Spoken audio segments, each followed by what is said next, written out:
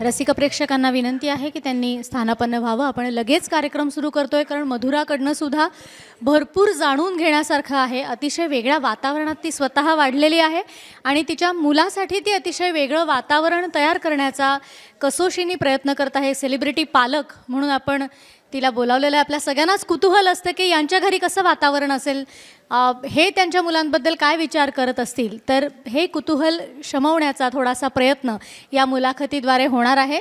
ही मुलाखत सुरू करण्यापूर्वी मी इथे महाराष्ट्र सेवा संघाचे अध्यक्ष उपस्थित आहेत. त्यांना 2 शब्द आपल्याशी बोलायचे आहेत. तर त्यांच्या हाती आधी मी हा माईक देते आणि त्यानंतर लगेचच आपण मुलाखत सुरू करणार आहोत. यांची अजून तयारी होईपर्यंत मी लहान मुलांच्या अद्भुत कल्पनाशक्तीची एक छोटीशी गोष्ट सांगणार आहे. सांगू ना गं? ही रेणुताई दांडेकरांनी सांगितलेली गोष्ट आहे की त्यांची कल्पनाशक्ती मुलांची किती असते आणि आपण त्याची कल्पना करू शकत नाही एवढी त्यांची कल्पनाशक्ती असते.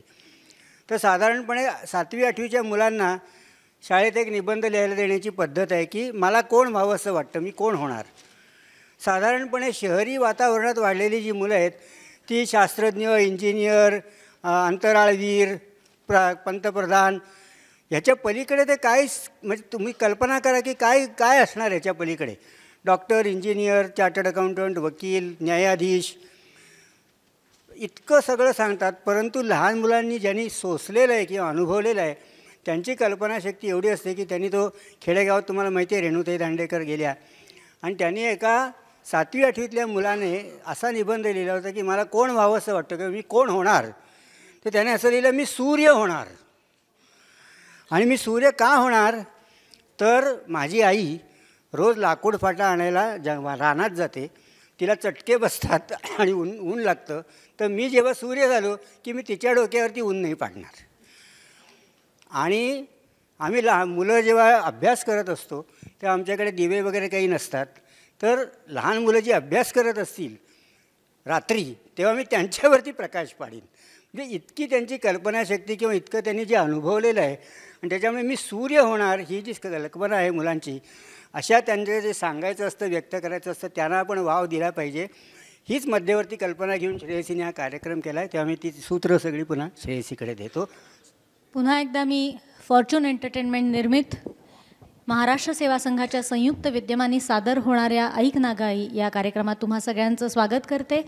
ही या संपूर्ण 2 दिवसाच्या सत्रामधली शेवटची मुलाखत आहे. मी प्रायोजकांचे पुन्हा एकदा मनःपूर्वक आभार मानते. सुमंगल प्रतिष्ठान आणि कुलकर्णी ट्युशन्स, त्यांचे मनापासून आभार. या कार्यक्रमासाठी ज्यांचं सहकार्य मला इथे लाभलं आहे त्या सगळ्यांचे मी आभार त्यांच्याप्रती व्यक्त करते. प्रत्येकाचं नाव घेणं शक्य नाही कारण एक टीमवर्क आहे. आत्तापर्यंत आलेल्या सगळ्या वक्त्यांचे मनापासून आभार मानते की केवळ एका मेसेजवर ह्या सगळ्यांनी त्यांची येण्याची तयारी दर्शवलेली आहे. आणि खास मला एका व्यक्तीबद्दल सांगायचं, ते राजापूरहून मला वाटतं इथे आलेले आहेत, बरोबर? ते मुंबईत आले आणि त्यांना ह्याची माहिती कळल्यावर त्यांनी लगेच फोन करून या कार्यक्रमाला 2 दिवस ते इथे उपस्थित होते. ही मला अतिशय मोठी गोष्ट वाटते. मी यानंतर आपली सेलिब्रिटी पालक म्हणून जी इथे आलेली आहे मधुरा वेलणकर साटम, तिला व्यासपीठावर बोलावते.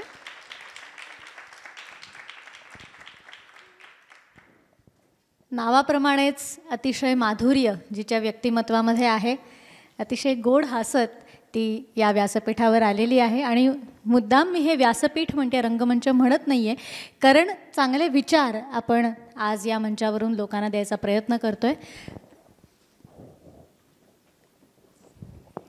तुझं मनापासून स्वागत.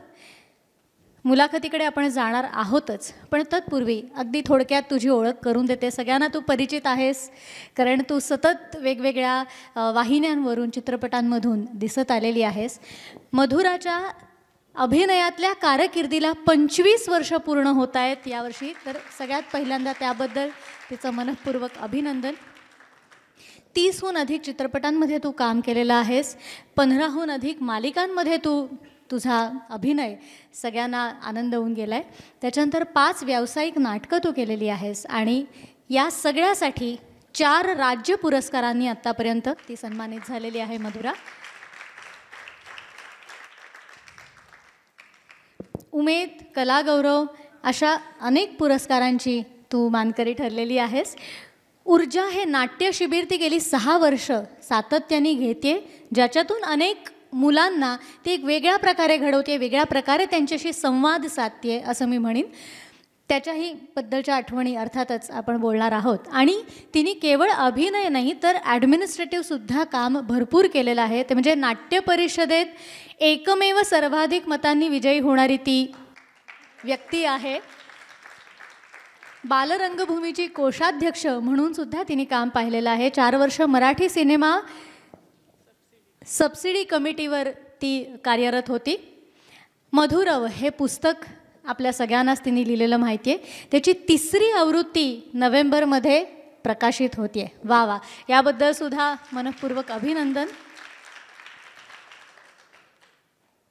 आणि लॉकडाऊनमध्ये तिने मधुरव हा कार्यक्रम ऑनलाईन सादर केला सातत्याने, आणि त्यासाठी तिला कोविड योद्धा पुरस्काराने ती सन्मानित झाली. कारण लोकांना घरी बसून जो आनंद किंवा विरंगुळा त्यावेळेला खरंच हवा होता किंवा लोकांशी कनेक्ट हवा होता तो तिने निर्माण करून दिला.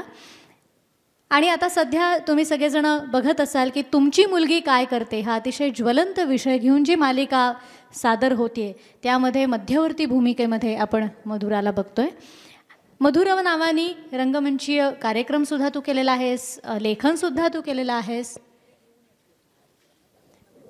तो कार्यक्रमसुद्धा नोव्हेंबरमध्ये आपल्या भेटीला येणार आहे मधुरव नावाने. तर अशी ही उत्तम पार्श्वभूमी आणि उत्तम काम करणारी व्यक्ती केवळ ग्लॅमर आणि केवळ सेलिब्रिटी म्हणून नाही तर एक हुशार व्यक्ती आज इथे आपल्या सगळ्यांच्या बरोबर आहे. आणि सेलिब्रिटी पालक म्हणून मी तिला बोलवलेलं आहे की तुमच्या पुढची काय आव्हानं असतात, तू काय विचार केला होतास तुझ्या मुलासाठी. तिचा मुलगा युवन जो आता 9 वर्षाचा आहे तर त्याच्यासाठी सुद्धा तिने काही खास प्लॅन्स केले, ते सगळेच जण आपण जाणून घेणार आहोत. तर सगळ्यात पहिल्यांदा मधुरा मला सांगायला आवडेल की या क्षेत्रातली ही तुमची 3री पिढी आहे. याआधीही आई बाबा आजी आजोबा कार्यरत या क्षेत्रामध्ये होते आणि तुझ्या आईबाबांनी नोकरी करून या क्षेत्रामध्ये काम केलेलं आहे. तर लहानपणी तुमच्या घरची परिस्थिती नेमकी कशी होती की ज्याच्यातून तू हे सगळं शिकत गेलीस? सगळ्यात आधी सगळ्यांना मनःपूर्वक नमस्कार. या कार्यक्रमामध्ये येण्याचं भाग्य मला लाभलं असं मी म्हणते, कारण अभिनेत्री म्हणून अनेक ठिकाणी मुलाखती होतात पण एक पालक म्हणून फार कमी ठिकाणी मुलाखत होते. अर्थात अभिनेत्री आणि मी आणि माझ्यातली आई या तिन्ही भूमिका वेगळ्या असल्या तरी माणूस एकच आहे. पण तरीसुद्धा पालक म्हणून बोलायची संधी फार कमी वेळेला मिळते आणि त्यामुळे या कार्यक्रमाला मला पालक म्हणून बोलवलं याबद्दल खरंच मी कायम ऋणी राहीन. कारण हा विषय खरंच खूप जवळचा आहे. कारण आई झाल्यानंतर म्हणजे आपण सगळेच जाणतो की once you are a mother you are a mother. Yes. आणि त्यामुळे आई पण फार कमी वेळेला शेअर करायला मिळतं आणि ते करायला हवं असं मला वाटतं. तर ही संधी मला आज श्रेयसीने दिली त्याबद्दल तुझे मनापासून आभार. थँक्यू. आत्ता तू म्हणालीस तसं या क्षेत्रातली वेलणकरांची मी म्हणजे 3री पिढी. माझे आजोबा हे गजानन जागीरदारांना असिस्ट करायचे प्रभातच्या काळामध्ये. माझी आजी ही कवयित्री होती, संस्कृत प्राध्यापिका होती आणि तिने अनेक नाटकं लिहिली, काव्य लिहिली, लहान मुलांसाठी एकांकिका लिहिल्या.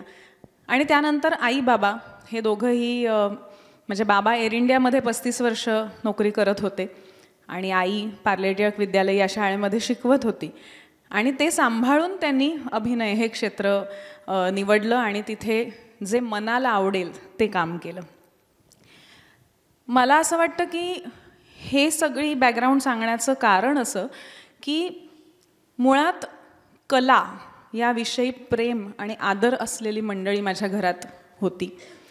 आणि खरं तर आई माझी माहेरी तिला हे नव्हती, अलाउड नव्हतं तिला काम करणं. शाळेच्या नाटकांमध्ये तिने कामं केली. साने गुरुजी विद्यालयात ती होती आणि त्यावेळेला शाहू मोडक आणि ह्यांच्याबरोबर तिने कामं केली. कारण शाळेला निधी मिळावा, शाळेतल्या मुलांना प्रोत्साहन मिळावं यासाठी शाळा जी नाटकं करायची त्यात तिला काम करायला परमिशन होती, पण अदरवाईज तिला परमिशन नव्हती. ती परवानगी तिला माहेरी नाही पण सासरी आल्यावर मिळाली. कारण माझे आजी आजोबा हे दोघंही या क्षेत्रातले असल्यामुळे त्यांना माहिती होतं. आणि खूप त्या काळातले असून खूप लिबरल होते. ते खूप पुढचा विचार करणारे होते. त्या काळातलं त्यांचं लव्ह मॅरेज आहे. आणि त्यावेळेला माझ्या आजोबांनी सांगितलं होतं की, कारण खरंच त्यावेळेला हुंडा वगैरे घेण्याची प्रथा होती. तर तेव्हा आजोबांनी सांगितलं होतं, आजोबांना आई वडील नव्हते, आजोबा एकटेच गेले होते लग्नाची बोलणी करायला. आणि तेव्हा ते म्हणाले की मला फक्त एक नारळ आणि तुमची मुलगी जे काय असतं म्हणजे श्रीफळ देऊन तेवढं, त्याच्या पलीकडे काही नको. आणि खूप शून्यातनं उभं केलेलं होतं. म्हणजे हा किस्सा मला या निमित्ताने आज जाणकार श्रोते आहेत इथे म्हणून सांगावासा वाटतो की आजोबा असिस्टंट डिरेक्टर म्हणजे सहाय्यक दिग्दर्शक म्हणून काम करायचे. त्यानंतर त्या 3-4 मित्रांनी मिळून एक सिनेमा काढायचं ठरवलं आणि तो चित्रपट त्यांनी सुरू केला. आणि एका क्षणी ते सगळं कोलमडलं आणि त्या तिघांचीही घरं ज्याच्यावर अवलंबून होती ते सगळंच कोलमडलं. त्यामुळे त्यानंतर अगदी म्हणजे या दिवाळीला 4 मुलांना 4 ताटं घेऊया इथून प्रवास त्यांनी सुरू केला पुन्हा नव्यानं. आणि परत या क्षेत्राकडे माझ्या आजोबांनी कधी वळून पाहिलं नाही. पण मला का हा प्रसंग सांगावासा वाटतो की ज्या माणसाने असा अनुभव घेतला त्याने आपल्या मुलाला, आणि फक्त मुलालाच नाही तर आपल्या सुनेलाही पुन्हा या क्षेत्रात काम करताना आडकाठी तर सोडा मदतच केली. म्हणजे माझी आजी थोडीशी आजारी असायची, पण आई जेव्हा नाटकासाठी बाहेर जायची त्यावेळेला घरामध्ये संध्याकाळी भाजी आणणं, ती निवडून ठेवणं, सकाळचं दूध तापवणं ही कामं आजोबा करायचे. सो मला असं वाटतं की हे लहानपणापासून आम्ही पाहिलं. कुठलीही कला असेल, अभिनय क्षेत्रच असं नाही, कुठलीही कला, त्या कलेवर प्रेम करणं, आदर करणं, त्याविषयी म्हणजे ते चांगलं ऐकणं, पाहणं आणि चर्चा करणं हे आम्ही फार लहानपणापासून घरात पाहिलं. आणि मी मगाशी म्हटलं तसं की लिबरल असल्यामुळे असं कधी नव्हतं की हे असंच झालं पाहिजे किंवा हे तू म्हणतोयस ते चुकीचं आहे. नाही, म्हणजे माझ्या आई वडिलांना सुद्धा बोलण्याचं स्वातंत्र्य त्या काळामध्ये होतं, व्यक्त होण्याचं स्वातंत्र्य त्या काळात होतं. त्यामुळे चर्चा व्हायची, चर्चेतनं प्रत्येकाची मतं वेगवेगळी असायची, ती ऐकली जायची, त्यावर आधारित स्वतःचं एक नवीन मत तयार व्हायचं आणि मग त्या मतानुसार तुम्ही जो काही निर्णय घ्याल त्या पाठी अख्खं कुटुंब उभं राहायचं. बरोबर. त्याचे परिणाम काही होऊ देत पण अख्खं कुटुंब उभं राहायचं. त्यामुळे मला असं वाटतं की कलेवर आदर करणारी, प्रेम करणारी मंडळी,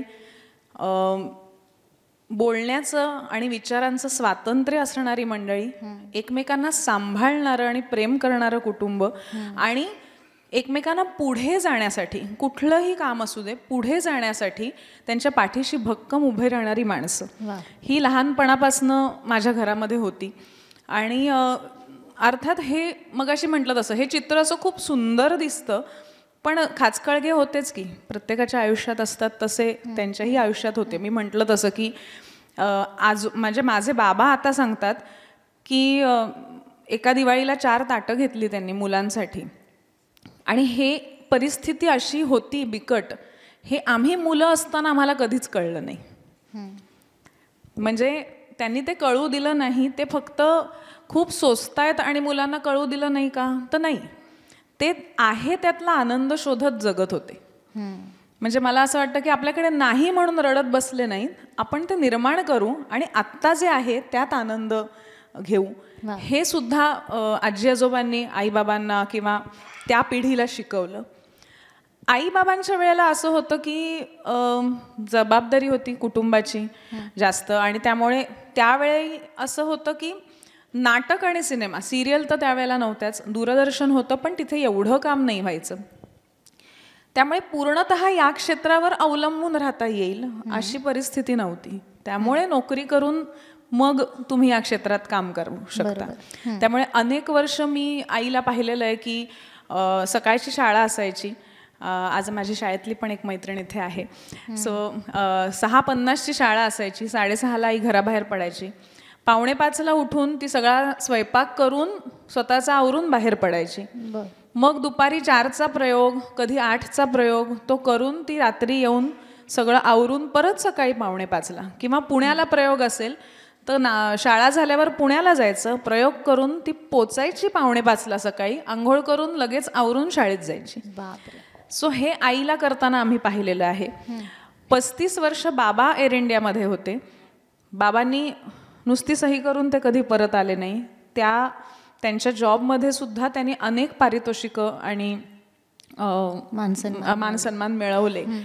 आणि खरंच 35 वर्ष एखादी नोकरी, तिथेही चांगलं काम करणं आणि जे दुसरं क्षेत्र निवडले तिथेही उत्तम काम करणं, यासाठी मेहनत तर असतेच, पण मुळात आपण जे काम करतोय त्याच्याविषयी प्रेम असावं लागतं. बरोबर. आणि मग सगळेच जण तुमच्या पाठीशी उभे राहतात. तर हे पाहिल्यामुळे आई बाबा आमचे खूपच जरा काय म्हणे आपण, थोडेसे मिश्किल स्वभावाचे, थोडे मजा मस्ती करणारे, आणि मित्र म्हणू शकेन मी त्यांना, इतके मोकळे ढाकळे ते आहेत. आई मात्र अशी नाही. आई मी म्हटलं तसं मुळातच अतिशय शिस्त असलेल्या घरातनं आली. आणि अजूनही घाबरायचं म्हटलं तर मी आईला घाबरते. कारण ती म्हणजे घड्याळाची 2 मिनिटंही तिची चुकत नाहीत. शिक्षिका आहे एकतर, त्यामुळे सगळंच तत्व, शिस्त. पण त्यामुळे घरामध्ये कदाचित तो समतोल साधला गेला होता. आणि साधारण असं वातावरण असल्यामुळे ना, अभ्यास ह्याला खूप असं अवडंबर केलेलं नव्हतं घरामध्ये. पण महत्व होतं. कारण 2 शिक्षिका, एक प्राध्यापिका, एक शिक्षिका. त्यामुळे आणि मुळात त्यावेळेला असं होतं की काहीतरी शिक्षण पूर्ण करा. उद्या या क्षेत्रामध्ये नाही काही झालं तर तुम्हाला नोकरी करावी लागली तर शिक्षण असलं पाहिजे, त्यामुळे शिक्षण पूर्ण करा. बरं, ते दोघं या क्षेत्रात असले तरी त्यांचं असं म्हणणं नव्हतं की आम्ही कोणीही या क्षेत्रात जावं. आम्ही तिघी बहिणी, माझ्या 2 बहिणी सुद्धा त्यांनी बालकलाकार म्हणून कामं केलेली आहेत. सगळ्यात मोठी तिने संध्याछायामध्ये विजयाबाई आणि अरविंद देशपांडेंबरोबर ती काम करायची. आणि नटसम्राट ज्या वेळेला लागू करायचे त्यावेळेला माझी मधली बहीण ठमीचं काम करायची. त्यामुळे त्यांनी बालकलाकार म्हणून कामं केलेली आहेत. मीच खरं तर या क्षेत्रात येण्याच्या वाटेवर पेक्षा अगदी म्हणजे ऐकायला हा असा शब्द वाटला तरी खरंच लायकीची नव्हती. कारण या क्षेत्रामध्ये थोडंसं मोकळेपणा, थोडा बिनधास्तपणा लागतो. आणि मी अतिशय लाजरी बुजरी होते. म्हणजे मला बाहेरचा माणूस घरात आला तर मी आतल्या खोलीत निघून जायचे, आणि तो घरातनं बाहेर जाईपर्यंत मी बाहेर यायचे नाही. इतकी लाजरी बुजरी मी होते. त्यामुळे कधीच कोणाला वाटलं नाही मी या क्षेत्रामध्ये येईन. पण आई बाबा किंवा कोणाचंच असं म्हणणं नव्हतं की तुम्ही कुठल्या क्षेत्रात जा, तुम्हाला हवं तिथे जा. जिथे जाल तिथे मात्र मेहनत आणि 100% डेडिकेशन तुमचं असलं पाहिजे. बरोबर. आणि आम्ही तुमच्या पाठीशी आहोतच, काय हवं ते करा, पण हे शिक्षण झालं पाहिजे, असं एक आईचं होतं. की माझं आणि अभ्यासाचं काही फार बरं नव्हतं. मी जास्त स्पोर्ट्समध्ये होते. मी दोरी मलखांब करायचे, मी बॅडमिंटन खेळायचे, मी ॲथलेटिक्स म्हणजे मी लॉंग जम्पमध्ये बरीच बक्षिसं मिळवलेली आहेत. त्यामुळे खरं तर मला स्पोर्ट्समध्येच काहीतरी करायचं होतं. आत्ता अचानक एक किस्सा आठवला. 5वीत असताना मला एका सिरियलसाठी विनय काकाने बाबांना सांगितलं की जरा एक एपिसोडिक आहे, जरा पाठव रे मधुराला. तर बाबांनी मला पाठवलं. आणि जो काही अनुभव शूटिंगचा होता तो झाल्यानंतर मी घरी आले आणि मी बाबांना म्हटलं मला असं परत पाठवू नका, मला हे नाही आवडत करायला, त्यामुळे यापुढे मला असं कुठे पाठवू नका. तेव्हा बाबा म्हणाले ठीक आहे, नाही पाठवणार. त्यामुळे अगदीच म्हणजे मी असं म्हणेन की खूप खेळकर, प्रेमळ, जास्त प्रेमळ वातावरण होतं. माझी आजी म्हणजे काय म्हणतो आपण मधुमेह इतकी प्रेमळ होती. आणि त्यांचा गोतावळा खूप मोठा होता. म्हणजे आईबाबांचे मित्रमैत्रिणी सुद्धा आईबाबा नसले तरी आजी आजोबांसाठी यायचे. नाही तू नसलंच ठीक आहे, बापू आहेत ना, आजी आणि बापू म्हणायचे माझ्या आजोबांना. म्हणजे विक्रम गोखले, वंदना मावशी, किंवा मला आठवते भारती मावशी. तेव्हा मासे आमच्याकडे आम्ही सगळं खातो, वेलणकर असलो तरी आम्ही सगळं खातो. तर भारती आचरेकर नेहमी मासे घेऊन यायची आणि ती खालनंच ओरडत यायची, बापू मासे आणलेत, सुरू करा. आणि मग आजोबा माझे स्वयंपाक करायचे. ते अतिशय उत्तम फिश बनवायचे, मटन स्टू बनवायचे. त्यामुळे मी म्हटलं तसं की एक खूप प्रेमळ वातावरण होतं, समजून सांभाळून घेणारं असं वातावरण घरामध्ये होतं, पण शिस्त पण होती. बरोबर. आणि आम्ही तिघी असल्यामुळे त्यावेळेचं जे काही, म्हणजे आता तिघींना एका ताग्यातलं कापड आणलं जायचं, मग वेगवेगळ्या फॅशनचे, जरा म्हणजे हिला इथे फ्रिल आहे तर तिला तिथे फ्रिल आहे इतकं असे, किंवा अनेकदा मला ताजी पुस्तकं नाही मिळाली मला, कारण माझी मधली बहीण 3 वर्षांनीच मोठी होती, त्यामुळे अनेकदा मी तिची पुस्तकं वापरली. कपडे आम्ही एकमेकींचे वापरायचो. आणि पूर्वी त्याचं आणि त्याची एक मजा अभिमान वाटायचा असायची. की मी इतकं चांगलं वापरलंय त्याच्यामुळे हे अगदी मला म्हणजे वापरायला मिळतंय. वंदना मावशीची मुलगी, माझी मोठी बहीण सगळ्यात मोठी, मग मध्ये वंदना मावशीची मुलगी, आणि मग आम्ही दोघी. सो वंदना मावशीच्या मुलीचे कपडे पण आम्हाला यायचे, तिचे होत नाहीसे झाले की आमच्याकडे यायचं ते, मग आमचे होत नाहीसे झाले की अजून कोणाकडे.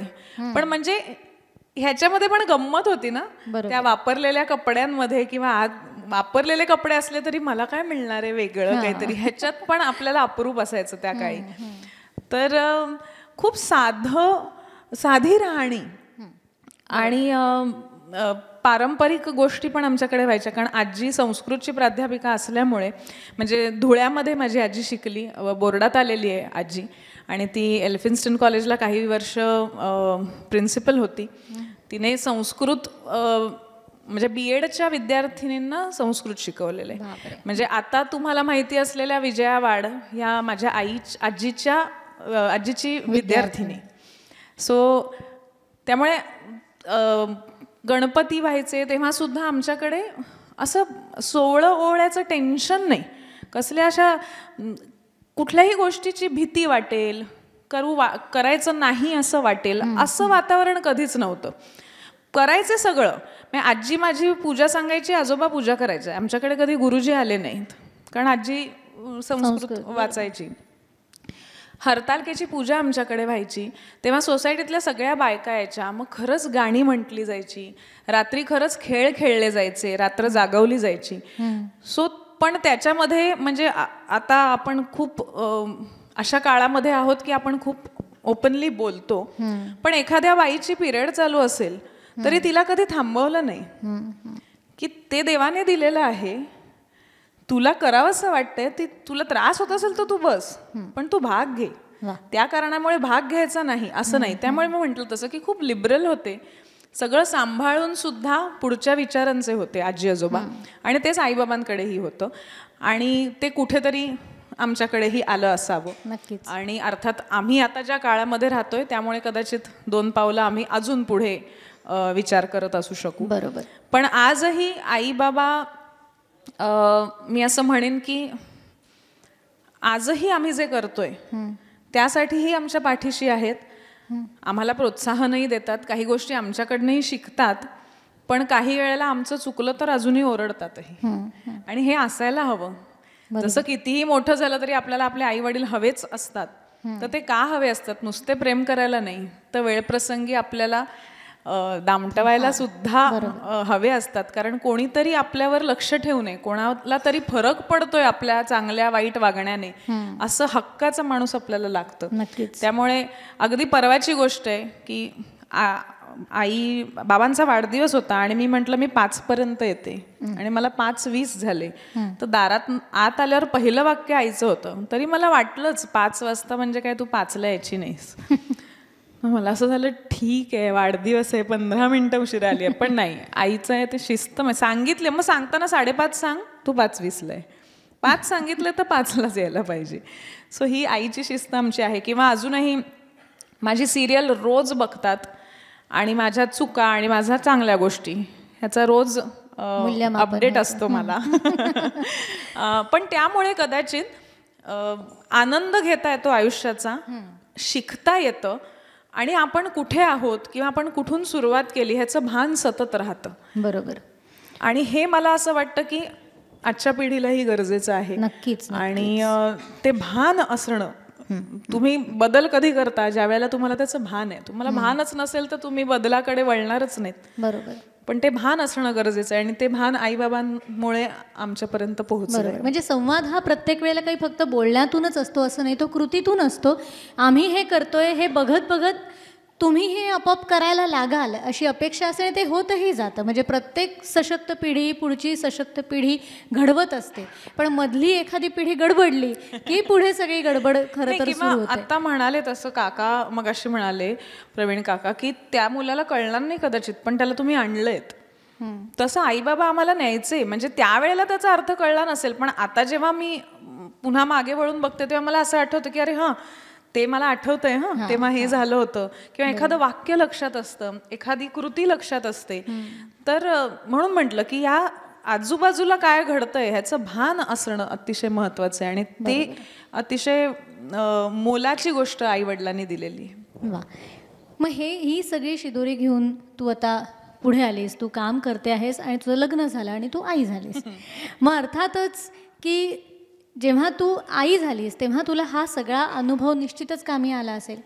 तो कशा पद्धतीने आला, आणि आई झाल्यावर मी असं असं करणार किंवा असं असं करणार नाही असं आपण गोष्टी ठरवतो. म्हणजे जे पालकत्वाबद्दल विचार करतात ते नक्कीच या गोष्टी मनात ठरवतात की हां, मी हे असं करणार, हं या वयाच्या टप्प्याला मी त्याला हे शिकवणार किंवा हे दाखवणार किंवा जे जे काय असेल ते तू काय ठरवलं होतंस आणि त्यातलं तू काय काय करतेस? हां, माझी आई शाळेत होती आणि मला शिकवायला होती, आम्हाला तिघींना शिकवायला होती.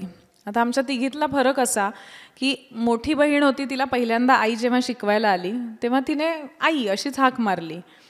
तर माझ्या आईने सांगितलं की शाळेत बाई म्हणायचं, घरी आई, शाळेत बाई म्हणायचं. तर त्याच्यावर माझी बहीण उत्तर येत नसलं तरीसुद्धा वर्गामध्ये बाई बाई बाई बाई बाई असं मुद्दाम करायची, कारण ती जरा मस्तीखोर होती. मधली बहीण हुशारच होती, त्यामुळे तिला उत्तरं यायचीच, आणि मी इतकी लाजरी होते की मला उत्तर येत असेल तरी मी बोलायचे नाही. पण आई आमची कडक, आणि त्यामुळे ती वर्गावर आली आणि जर कोणाला ओरडली तर मी उंच होते, मागे बसायचे, म्हणजे उंच असल्यामुळे मागे बसायचे, अदरवाईज बॅक बेंचर नव्हते. पण आई चिडली की सगळे वळून माझ्याकडे बघायचे, मला अजिबात आवडायचं नाही. आणि मला असं खूप वाटायचं की आई फार कडक आहे, एवढं काय आहे असं. पण जेव्हा ती आजी झाली ना तेव्हा ती सॉफ्ट झाली. मला वाटतं ते प्रत्येकाच्याच बाबतीत घडत असेल आजी आजोबा झाल्यानंतर. कारण मी काही वर्षांनी आईला शाळेतलं नाटक बसवायला मदत करायला गेले तेव्हा माझी चिडचिड होऊ लागली आणि ही शांत होती. तर म्हटलं हे आजी झाल्याचा परिणाम आहे. पण मी ज्या शाळेमध्ये होते ती शाळा खूप प्रतिथयश अशी शाळा होती, आणि खूप चांगल्या गोष्टी त्या शाळेने मला दिल्या ज्या मी कधीच विसरणार नाही. किंवा आज मी मागे वळून बघताना, किंवा आज अनेक शिक्षक मला आजही म्हणजे 80-90 वर्षाचे शिक्षक सुद्धा आहेत की ज्यांनी मला असं पाहिलेलं आहे. ते मला जेव्हा मेसेज करतात की अगं तू हे काम करतेस, किंवा तू असं कधी करशील असं आम्हाला वाटलंच नव्हतं, किंवा माझ्या कामाचं कौतुक करतात, तेव्हा खूप छान वाटतं, प्रोत्साहन मिळतं. पण त्याचबरोबर मला असं वाटतं की आपली शिक्षण पद्धती अशी होती की त्यावेळेला तुम्हाला मिळालेल्या मार्कांवरनं तुम्हाला जज केलं जायचं. तुम्हाला किती मार्क मिळाले, अयो बापरे, म्हणजे 25 पैकी पहिल्यांदा युनिट टेस्टला 25 पैकी असायचे, तर कधी 10 मार्क मिळाले तर आपल्याकडे बघतानाच 10च असं बघितलं जायचं. त्यात मी वेलणकरबाईंची मुलगी, त्यामुळे मला कमी मार्क मिळाले की अगदी म्हणजे सगळ्यांच्या नजरा जाळायच्या, हे म्हणायला हरकत नाही. त्यामुळे अभ्यासाची आवड नव्हती आणि अभ्यासाच्या मार्कांवरनं जज केलं जायचं. मी खरं तर गाणं म्हणायचे, डान्स करायचे, स्पोर्ट्समध्ये मी दरवर्षी कॅप्टन होते, पण ते कोणी पाहायचं नाही. कोणी सगळेजण पाहायचे की मला मार्क किती मिळालेत. आणि म्हणून 10वीची परीक्षा झाल्यानंतर मी जास्त खुलत गेले आणि मी जास्त काम करायला बाहेर पडले. आणि बाहेर गेल्यानंतर मला असं झालं की अरे आपल्याला पण जमतायत काही गोष्टी. तर मला ते माझ्या मुलाबरोबर व्हायला नको होतं. त्या मुलाने, म्हणजे माझं जे काही मूल असेल, मुलगा असेल, मुलगी असेल, त्याने त्याचं बालपण जगलं पाहिजे, मजा घेतली पाहिजे, निरागसपणा एन्जॉय केला पाहिजे. त्याला त्या ओझ्याखाली किंवा त्याने किती मार्क मिळवले ह्याच्यामध्ये मला 0 इंटरेस्ट आहे. मला असं वाटतं की आज मी शाळेत शिकलेल्या अनेक गोष्टी मला येत नाहीत. खूप हुशार मुलं आहेत माझे म्हणजे माझी अगदी खास मैत्रीण, ही बोर्डात आलेली आहे आणि एकदा नाही, 10वी 12वी TYला पहिली, MAला पहिली अशी आलेली, PhD झालेली ही माझी खास मैत्रीण. मला माहिती नाही, पण मी एकदा असं उत्तर दिलं होतं की आई मला म्हणाली असे होतं की अगं इला भाटे, तुम्हाला सगळ्यांना माहिती आहे अभिनेत्री, तिची मुलगी रुचा, रुचा एवढा अभ्यास करते, तू जरा तरी तिच्याबरोबर असतेस तर कर. तर मी म्हटलं होतं आई ती वेगळी आहे, मी वेगळी आहे. मग मी त्यावेळेला पण कदाचित तेवढं माझ्या डोक्यामध्ये मी सॉर्टेड होते की तिच्याकडनंची अपेक्षा माझ्याकडनं नको करू, मला जे येतंय ते मला करू दे. आणि कदाचित म्हणूनच एवढी हुशार मुलगी माझी आत्तापर्यंत बेस्ट फ्रेंड आहे, कारण त्या गोष्टी आमच्या मैत्रीमध्ये येत नाहीत. तर मला असं वाटतं की 10वीपर्यंत गुण असून मला आत्मविश्वास नव्हता, कारण मला जज केलं जायचं कायम, आणि म्हणून माझ्या मुलाला ते करू नये अशी माझी इच्छा होती. म्हणून मी आधीच ठरवलं होतं की माझ्या मुलाला मी अशा शाळेत पाठवणार नाही जिथे मार्कांनी जज केलं जातं, आणि त्याला घडू दे. तर उद्या म्हणाला मला शेती करायची, कर ना, तुला काय करायचं ते कर. तू म्हणालास उद्या की माझं 50,000 घर चालतं, मला शेती करायचे, एन्जॉय. तू उद्या म्हणालास नाही मला अमेरिकेत जायचं, मला 5 कोटी पाहिजेत, एन्जॉय. तुला काय करायचंय, तुला कशातनं आनंद मिळतोय ते तुला करता आलं पाहिजे, आणि तुला तुझा आनंद शोधण्यासाठी तुला कोणी जज न करता तुला तुझ्यात काय आहे आणि कशाने तुला आनंद मिळतोय हे जाणण्याचा वेळ मिळाला पाहिजे. म्हणजे मी 10वी नंतर, मला खूप जण म्हणायचे, आता नाही पण पूर्वी म्हणायचे की तू हिंदीमध्ये का नाही गेलीस, कारण मला मराठीतच कॉन्फिडन्स नव्हता काम करायचा. 10वी नंतर पहिलं नाटक केलं तेव्हा 1% कॉन्फिडन्स आला, मग पुढचं नाटक केलं 2% आलं. अजूनही मी असं म्हणेन की मला अजून खूप शिकायचं आहे, खूप कॉन्फिडन्स यायचा आहे, खूप करायचं आहे. पण ही जी माझी काही वर्ष वाया गेली ती नसती गेली किंवा मी पहिल्यापासून कॉन्फिडंट असते तर कदाचित मी तेही करू शकले असते. बरोबर. आणि म्हणून मी माझ्या मुलाला म्हणजे जन्म द्यायच्या आधीच त्याची शाळा आधी ठरवलेली होती. बापरे. की कुठल्या शाळेमध्ये काय आहे, कशा पद्धतीचा अभ्यास घेतला जातो, ह्या सगळ्याचा हे करून मी ठरवलं होतं की माझ्या मुलाला मी कुठल्या शाळेत घालणार.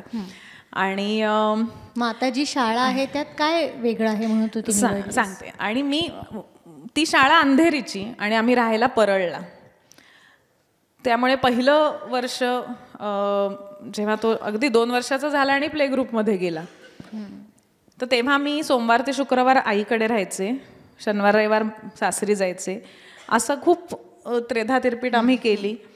त्याच्यानंतर 2 वर्ष माझ्या मुलाने त्रेधा तिरपीट करून तो परळहून अंधेरीला बसने जायचा, लहान असताना ज्युनियर आणि सिनियरमध्ये. पण स्कूल बस यायची माझगावपर्यंत आणि तो जायचा.